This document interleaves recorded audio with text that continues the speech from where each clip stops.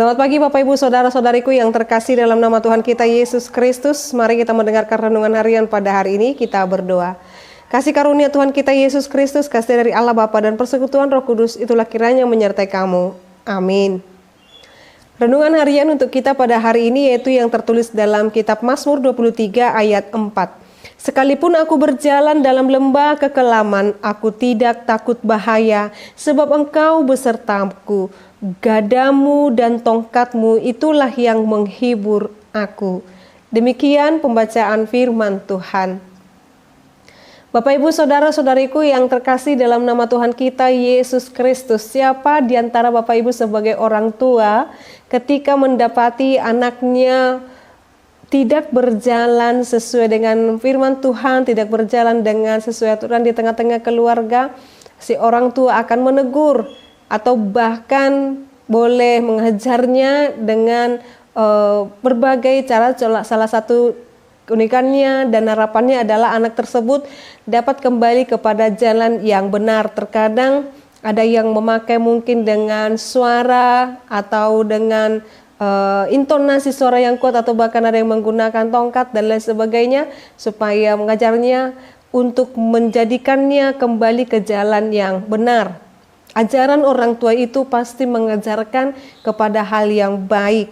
Dalam hal ini, dalam kehidupan kita juga, Allah sebagai yang kita kenal juga dengan yang kita sebut sebagai Bapa kita, orang tua kita, dia terkadang juga ketika melihat perjalanan kita agak sedikit melenceng dan dia melihat bahwa kita harus diingatkan. Terkadang dipakainya sama seperti seorang gembala yang memakai tongkat dan gadanya untuk memukul sang domba supaya tidak menyimpang ke kiri dan ke kanan. Jadi itu bukan suatu penghukuman tetapi penghiburan. Itu yang dilihat pemazmur ini.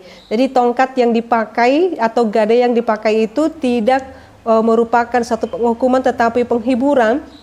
Sebab orang yang mengarahkan ke jalan yang benar itu adalah penghiburan yang sejati. Tetapi ketika membiarkan orang berjalan dalam ke jalan yang salah, itu bukan sesuatu hal yang baik, tetapi itu namanya pembiaran dan dia akan jatuh kepada kebinasaan. Bapak Ibu Saudara-saudariku, dikatakan dalam setiap perjalanan hidup kita ini, sekalipun aku berjalan dalam lembah kekelaman. Jadi kekelaman ini bisa berupa maut, ini bisa merupakan tantangan dalam setiap perjalanan, tetapi orang yang percaya tidak akan takut bahaya. Mengapa Bapak Ibu?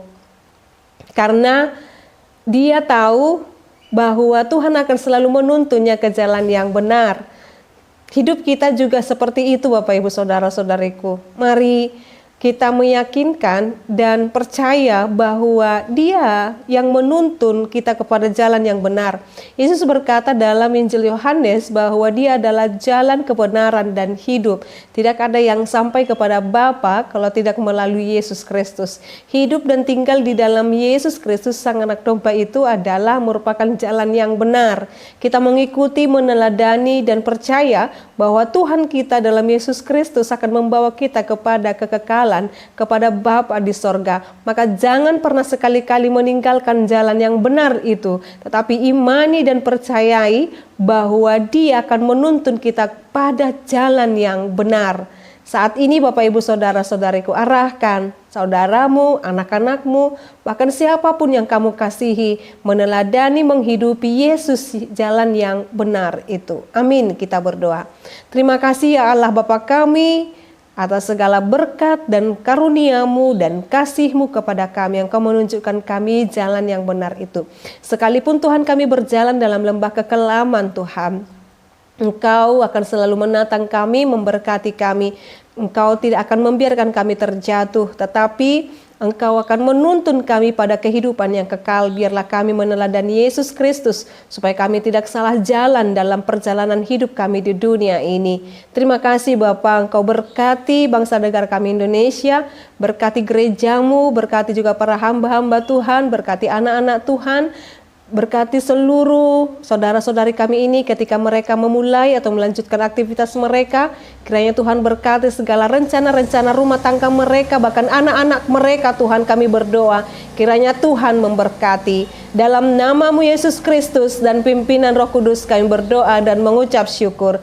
Anugerah daripada Tuhan kita Yesus Kristus, kasih dari Allah Bapa dan persekutuan Roh Kudus, itulah kiranya menyertai dan memberkati-Mu sekarang sampai selama-lamanya.